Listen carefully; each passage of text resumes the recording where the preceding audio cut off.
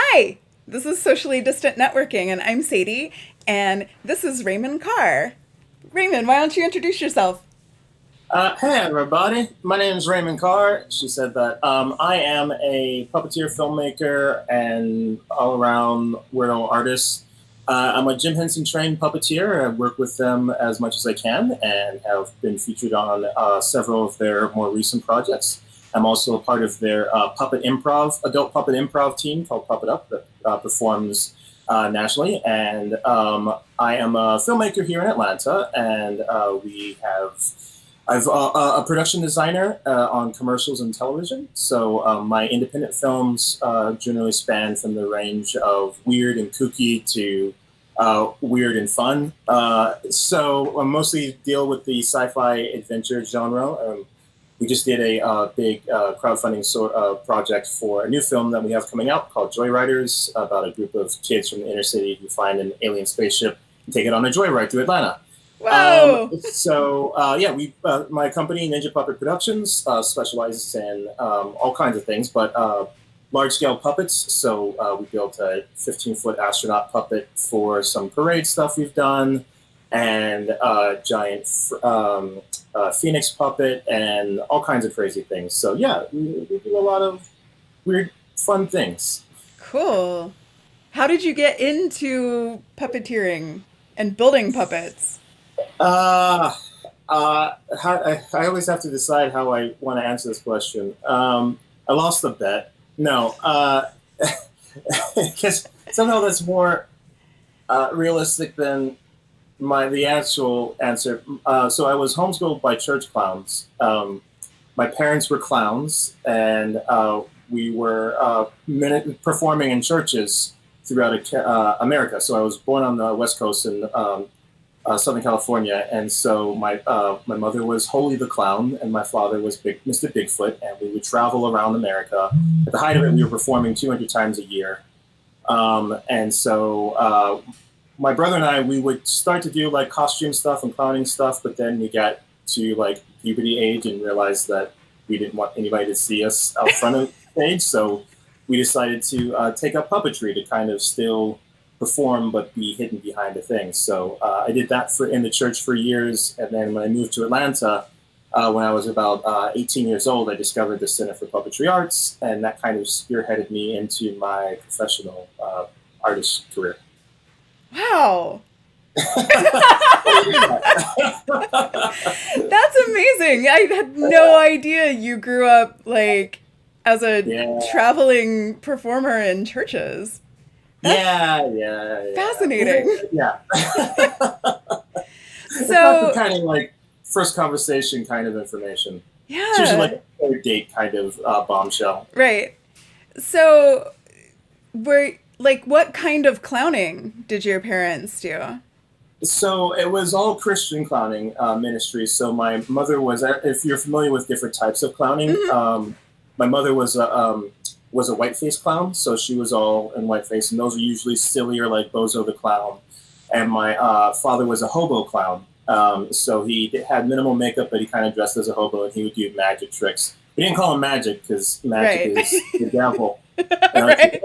So gospel illusions, gospel illusions. So it was all like kind of trying to teach the word of God to kids and shit like that. So obviously, Gospel Illusion sounds like a really excellent like Motown band name or something. Like that's a gospel like recording group name. yeah, sure, right. So yeah. So my parents got a job out here at a big mega church as children's pastors, and so they up and moved the family out here.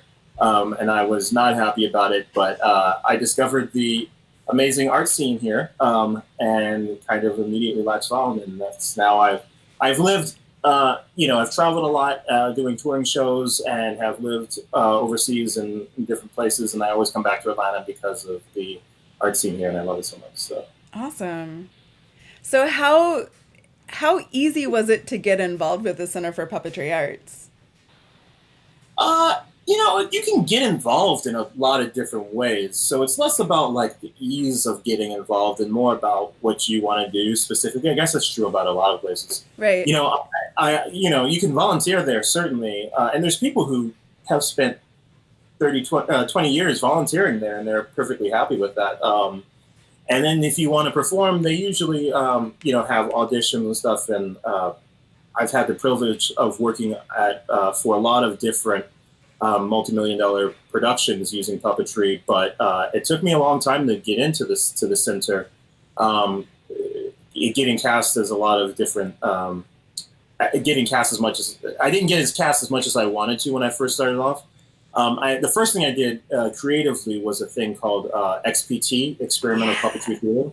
XPT was always one of my favorite projects, or like to attend for like years. Absolutely. Yeah. It's also still around and still thriving. It's basically a grant-based short play format, so people can submit an idea. I think deadlines are usually like January, February, and they have a performance at the end of May. And so they give you money and they give you the center's resources, and you produce like a 5-10 minute piece, and it's all 18 and up. So it's provocative and weird and experimental. Yeah. And so I did my first XPT at 17, even though it's 18 and up. But my birthday was just over the performance deadline, so they let me get in. Awesome. Yeah. So that was like my first, and I got to hang out with people who are still my friends to this day, and that was almost 20 years ago. Yeah. God damn, 20 years ago. It is. Yeah, Jesus Christ. Anyway. Yes. Obviously, I'm not still in the church, if you haven't noticed by my language. But yeah, so it's an amazing program, and I've done it, a dozen times, either directing pieces or participating in other people's pieces, and I highly recommend it for anybody of any kind of art creative level to be involved, because you don't have to direct as well. They have people volunteering just with their resources, like, I want to paint, or I want to build some stuff, or I just want to be an extra hand, and they'll put you to work in there. So it's great. So did you start, when in this long process did you start producing, like building puppets? And what was the first puppet you built? I started building out of necessity. I guess, like, there was probably some weird shit that I built when I was younger that I don't really remember. Like, we built props and stuff. My mom was the builder for the most part, but we had a lot of other puppets that we bought and we just traded and got other people to build for us. So I guess my first puppet stuff I really built was for my XPT. It was a piece called Baby Says Eat Me.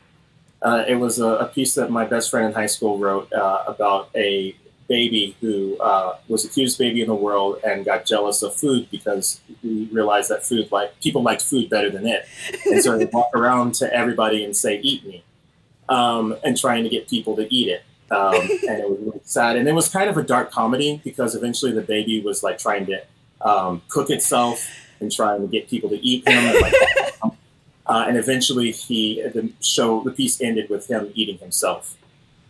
So I built like a trick puppet that kind of like was able to partially eat itself. I built like an oven that it jumped into, and it turned into a shadow screen that like showed him being cooked inside there and stuff, and a bunch of other random shit. So I was there. I saw that. I was totally there. I think that was maybe the first or second time that I ever went to XPT. Wow, look at that. I knew I've known you for a while, but I guess we didn't even know each other back then. I didn't know you. It was before I got involved in the like actual entertainment world, because that was like, yeah. It would have been like 99. Yeah. So it was like right Around when I that. moved here. Yeah, 99. 99 to 2000. It was 2000. Was it 2000? Yeah, Okay, yeah. I think it was 2000. That's wild. Yeah. Awesome. Look at that. So,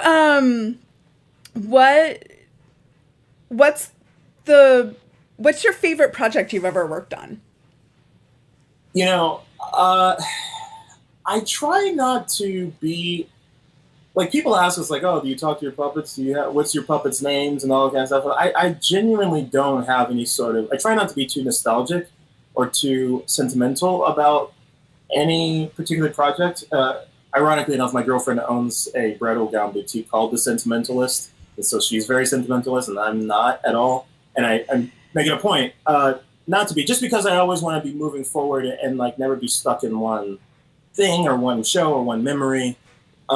So I definitely have uh, projects that I love that are my favorite in different styles and genres. So like, there's also like, it's always a thing that I've done more recently. So we the giant astronaut we built that for. We actually recently brought it back out for Mailchimp, but we built it for Scout Mob at the Goat Farm.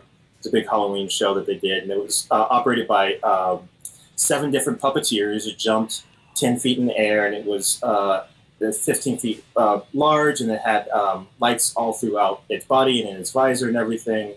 Its hands moved, so it was able to give people high fives. So that's one of the more memorable things we've done. Yeah.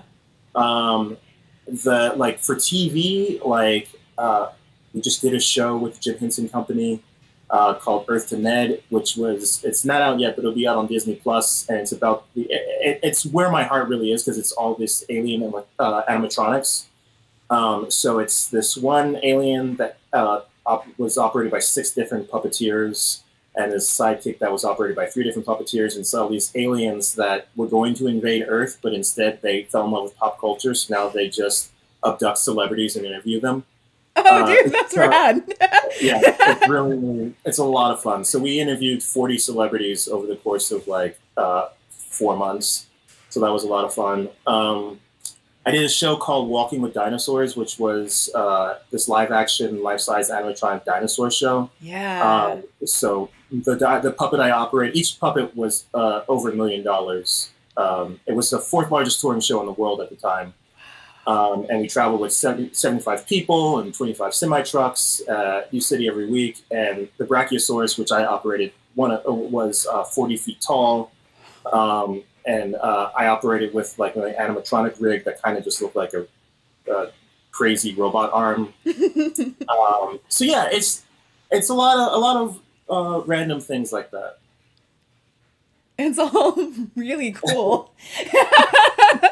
See, part of why I wanted to do this project is because I know people like you who I just feel like people need to know about these amazingly cool people who have super fascinating life experiences and skills and insights into things. But I will say, I just thought of something. I'm just gonna keep going on stuff I love, because like my other favorite thing, I do a lot of weird ass theater puppetry, which we did together last year. And Wade Tilton, actually his name is Raymond Wade Tilton. That's his first name is actually Raymond, but he goes by Wade. Which he didn't tell me that for like a year and a half. We were working together for like a year and a half, and he goes, oh, "Yeah, my first name is Raymond, actually." I'm like, what the fuck? Like, what are you doing? Why didn't you tell me that? Anyway, so we perform as Raymond versus Raymond, and we have a shadow piece that's just these 4 flashlights that we have in either hand. That is just straight. It's the song "Strangers in the Night." And it's this whole so beautiful. Yeah, and I love doing that piece just because it looks so, you don't know what you're experiencing, and we always kind of feel like we're tricking the audience into caring about these lights, because at a certain point the audience really does kind of, it's like a 3-minute piece, and the audience goes, "Oh, yes, no, oh." Yeah, so all completely nonverbal. Yeah. So related to that, how you're using flashlights and the light as a puppet, like do people have a fundamental like lack of knowledge about the breadth of things that can be considered puppets? Always. And that's fine. Like, I don't expect everybody to be as obsessed with puppet shit like I am. That's irresponsible to think anybody is going to be that way. So yeah, I think that's what's fun about what I do, is that you get to, especially the theater stuff that I do. We always like to do, you'll never see us with like a Muppet style puppet, even though I love that stuff, you know. Um, we wouldn't do that just because we part of it is we're trying to push the boundaries. It's kind of what we learned from XPT is just like pushing the boundaries of like what is a puppet, what are we doing, and what is theater and what is animation and all these kind of things. So everything we do generally has like a fusion of different art forms coming together. How do you find your collaborators? I'm still figuring it out. You know, the one of the few. I mean, I've been working with Wade now for over a decade, and we are at each other's throats all the time. But we just stick together just because we know how hard it is to find somebody you truly uh, connect with. And so those who I have collaborated with and connect with, I don't let go. Every now and again, I'll find people. Especially now, it's a little different to have like a true collaborations where it's like one for one. I think it's more of a rarity. Uh, More often than not these days, I am hiring somebody else, or it's my project. I'm bringing in other people, and so there is a little bit, even though it is as collaborative as possible, there is a little bit of a top-down hierarchy within that. Um, but to find like a true partnership is very much a rarity. What's your shop like? uh, Besides a mess, it's a beautiful thing. We are in the Metropolitan Loft. I teamed up with a group of people. I've actually been a part of several different shops at this point, and so that's also why I think that knowing how rare it is to find a group of people that you really jive with is important, and so I don't let those people go either. But so the group I'm currently with is called Zombie Cat Builds, and it's over in the Met, and it's 5,000 square feet, and we have our spaceman and our giant phoenix puppet and a giant dinosaur and a bunch of other stuff. And there's about 8 of us, and we're all puppet nerds and people who work in the art department in film and indie filmmakers and stuff. So we all kind of work together. But yeah, I was able to build my spaceship in there and just kind of take over where we need to be. And we all kind of hire each other too for different projects when we need to. Awesome. What's your dream project? Huh. My dream project, you know, there's a couple of different dream projects. It's to create my own stuff as with as many resources as possible. Every time, you know, like in everybody, being able to do your own thing, there's never enough time or money or resources or anything. So being able to do that with enough, even though with more, I should say, because there's always going to be a desire for more. So the project that we have now, Joyriders, where it's kind of a proof of concept short film, and so we'll be after it's done, we'll be going out to get raise money to find finances for a feature film. So right now, that's my dream project, and for other things, you know, like I would love to do some of my large scale puppetry on a theatrical scale as well. You know, do a full um, showpiece. Some of it, it's kind of funny too. The way that I used to dream it was more acrobatic and athletic and stuff like that. But those days are kind of in my past a little bit as far as I'm concerned. So we'll get other people to do the athleticism. Right. Yeah, we'll get you to do it. We're all getting older, Raymond. Yeah. uh, but yeah, I'd love to do like. It was really great. The company I worked with Walking with Dinosaurs, they also did the King Kong series in New York, the Broadway King Kong. If you haven't seen that, you should definitely check it out. It's a life-size giant animatronic King Kong that was amazing. It's nominated for a Tony for technical experience. So I'd love to be able to do more just giant scale spectacle theater. Yeah, totally. So, is this what you thought you were going to be when you grew up? What did you think you were going to be when you grew up? Uh, I don't think I really had. I thought about that. I don't think I really had. I wanted to keep doing this, and I really enjoyed it. But I thought I just didn't know that you could. You know, even though my parents did clowning, they wouldn't consider themselves artists. They would never consider themselves artists. And I didn't know any artists. There's certainly no professional artists. I like even though I grew up in Southern California in like LA County, like we knew like one actor friend. Like we really just didn't know. It's people think that everybody in LA is like working in the movie industry or whatever, but it's just not the case all the time. So um, it really wasn't until I moved out here and started getting involved in the center that I realized that you could potentially be a professional artist.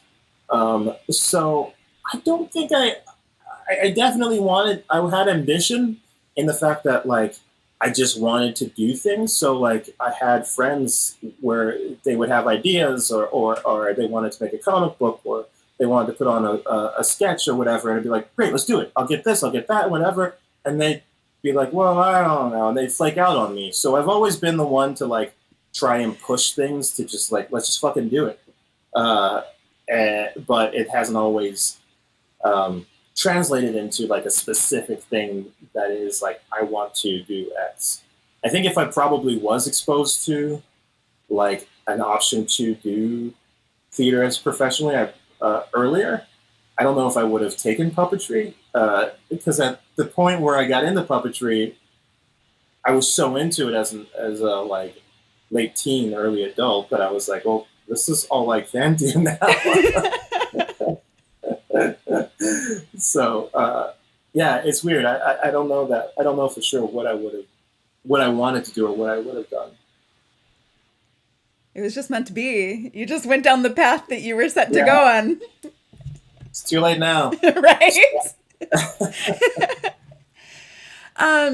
What's the best piece of advice anyone's ever given you? Whether it's related to puppets or just life in general or what? Uh, so Jason Hines, who's the head builder at the Center for Puppetry Arts, and he's been there for years. I did my internship there. He goes, Raymond, in puppetry, if you make one child laugh, you'll be poor for the rest of your life. Uh, so I always thought that was funny. Wow. So, no, but he also said to me when I first got there, he was like, "Let me give you a piece of advice. Stay out of the business. I don't need the competition." And so I think that the only piece of advice I think is just to like the cliche of just like do it, because I think a lot of people, especially in the film industry, like the independent film, they have ideas and they want to like put it out there, but they spend so much time just thinking about it and never getting the motivation. It's like, oh well, next year I'll do it, and next year I'll do it, and all this kind of stuff, and they just walk around like it in their briefcase with this one idea that they have because they think it's their only idea. Uh, I think you just got to do as much of it as you can because you're not going to find your voice until your 10th project. Right, yeah.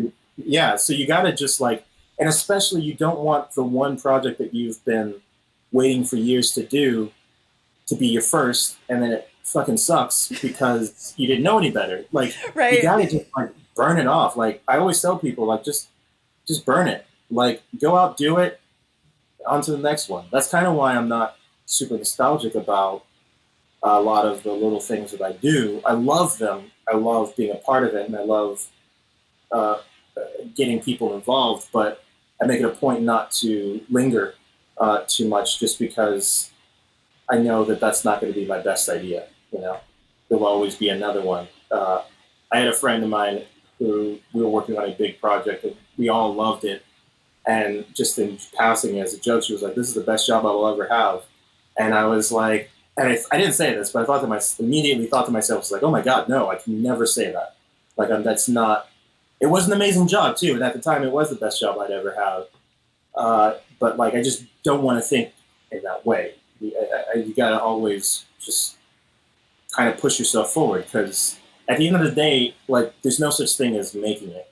I always say that like there's the myth of making it. Um, because we've all had these moments where we do a big project or a big show and like everybody's saying how great it is, and maybe you've made more money than you thought, or maybe more people showed up and you're just like, oh great, then this is it, this is all like moving up. And it's just the next year you may have a show that is like nobody shows up to, and that's it tanks and all these sorts of things, or you Yeah. go broke. So like, and that happens like several times in your career, So there's no coasting on any of this shit. You got to keep pushing forward. Yeah. And there's so many factors as to what is success and how, like, there's external factors there. Yeah. Yeah. Like, Yeah. uh, Also, like, it's the idea of that success finding you happiness, because I've had really amazing dream jobs too, and just due the nature of management or coworkers or whatever, other performers, like I was miserable just because like all the circumstances, like it's what I always wanted to do, but just the circumstances and the people, and myself were just, it was a miserable experience. Even on the surface, people were like congratulating me on like the project and everything like that. So I just like don't believe the hype, good or bad. Just like use social media as a tool, but don't fucking let it consume you with FOMO and all that shit. Like, just keep your eye on the prize and celebrate where you can, and use others' success as motivation. yeah. So related to that, do you have like a personal motto or mantra that sort of grounds you or keeps you going? Don't fuck it up. Uh, Right on.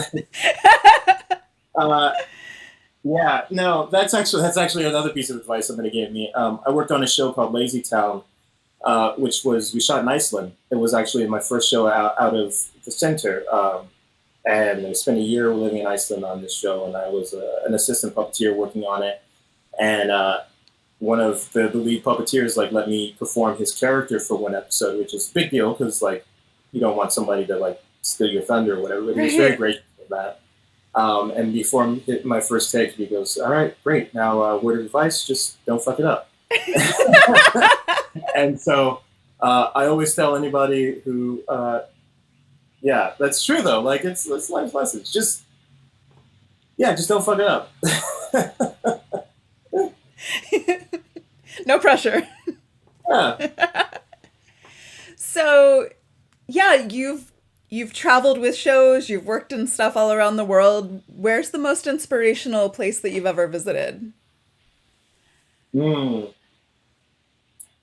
I there's a lot of places that have been like visually stimulating and stunning, and like obviously we all have those things, but I find that the most inspiration I get is just with people, and the situation that I'm in, and like especially if I have uh, pieces that we're doing or I need to write about or just need to come up with something, I kind of have just trained my brain to just like literally open. I'll be walking around with like my eyes wide open, just looking at like tree branches and leaves and telephone poles and like whatever, and just like trying to find where that inspiration is based on what I need at that moment. So um, I don't know. It there's a lot of really like I could say a lot of different places that we all know and love, but it really is like the most inspiration I have is with the other people that I'm with, for the most part. So just conversations with people, really, collaborators are the things that really, really inspire and motivate me, more than anything else. Right on. Cool. Um, what's the best pair of shoes you've ever worn? Something completely different. I actually have really bad feet.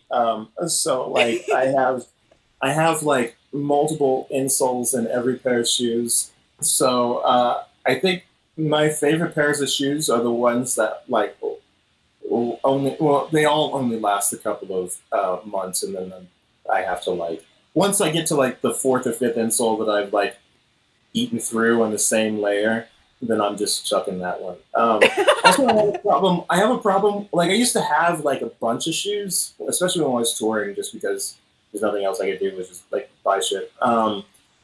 But now, anytime I want to do something, I go to my shop and like immediately get like paint or random shit on my shoes. So like all of my nice shoes, I forget that I'm wearing my nice shoes, and then they become my work shoes again. So Right? I do have a pair of high top boot Chuck Taylors that are leather, brown leather, all brown Yeah. leather. It's suede at the foot of the tips of it. I got that nice one, and they are such a pain in the ass to put on because they Yeah. like lace up to like your high shin. Um, but I love them, and I just never wear them. They sound awesome. I've Yeah, never seen that. So, yeah, no. I'll have to wear it next time I see you. I'll try and wear it. Remember to wear them. sweet. Yes. Um, tell me about a time that you've dealt with rejection. Huh. Uh, it comes and goes. I think there have been times when working on projects like the Jim Henson Company. I don't. They are an amazing organization. One of my favorite places to work. But people say, "Oh, you're working at the Henson Company." And it's like, yeah, but it's for the show. They're a production company too, so I'm like an actor, so I have to audition, or they'll cast me in different things. And same thing with the center as well. So um, I think that the rejection that is always the most hurtful, or not hurtful, but painful, is the stuff that obviously the stuff you really wanted. So, or the stuff that you were expecting, I think is more. Right. I think is more painful. So, I mean, I don't want to sound like a narcissist, but like I try not to expect. It's more just like gratitude. Like I know, like I love the center and I love the Henson Company, but they don't owe me anything. They don't. They're not required to hire me for anything. And just because I did a good job on the last show doesn't. I may not. And that's the other thing. It's like it's never art is subjective. Performances are subjective. So there's been people that I haven't hired. Uh, Anymore because they weren't right for the last three projects I've had. Right. So I really try not to take any of it personally, not, so that I don't feel like I, I was owed this thing. I think the only rejection that really hurts is when it feels like uh, I was misrepresented, for a project, or somebody was trying to get one up on me or didn't want to hire me because of professional jealousy or whatever kind of um, bullshit that goes along with it,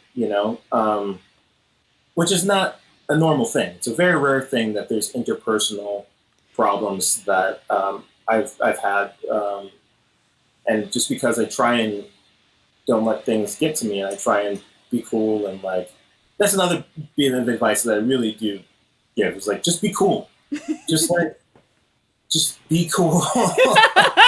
Like when you really want something, and like networking and all that kind of stuff, like there's plenty of people who have been like I go out and network with, and I may want a job from them, or may want to work with them. It's like, but I'm not gonna like be a puppy dog and like nip at their heels, and just be cool, man. You just Right. gotta you just gotta chill about it, and that kind of goes into the desire thing. It's a little bit of a Zen thing.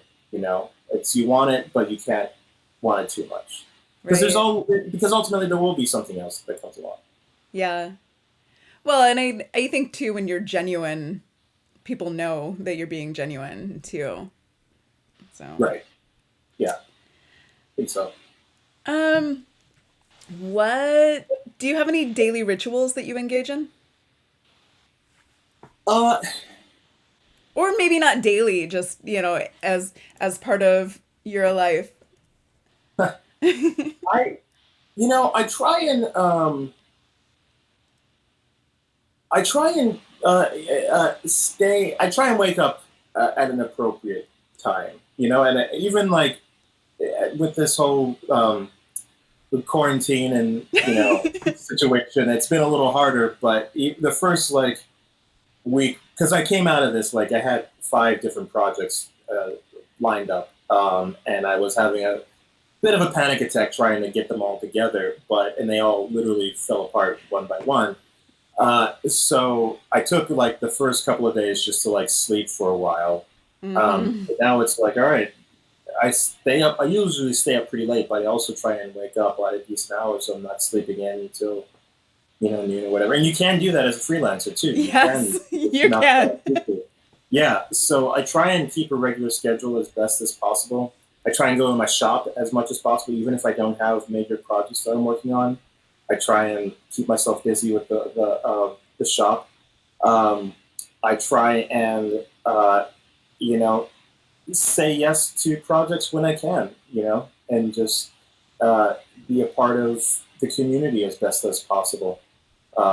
So, yeah, I think that's it's more, I guess, a philosophy than a ritual. It's just like keeping the positivity going. It's easy to get cynical a lot in this industry and just right now, especially, but like trying to stay positive and don't assume the worst, um, especially about other people. You know, um, the reality is like people aren't out to get other people, and the worst case is they just forget about the other person. So if you think that you've got beef with somebody else, it's more likely that they just aren't thinking about you, which sucks too. But like, uh, Oh no, so that's super important. I think, yeah, yeah, because I think a lot of us get really stuck in our own understanding of a situation and lose perspective that like we're probably not on other people's radars as much as exactly. we You think we think that are. people are like trying to like subvert or stop you or didn't hire you because they didn't like you or whatever. It's like, no, dude, they just completely forgot about you. Right. No, that's not true, but like that's somehow better than the alternative. So Yeah. Well, I know you have still things to accomplish today. So, I'm going to wrap this up. And if you can stick around for just a minute, um, thank you. And your contact information is below you here on this screen if people want to check you out. And we'll get this posted up on YouTube and on the website. And hold on. Thanks, y'all. all right, bye, thanks.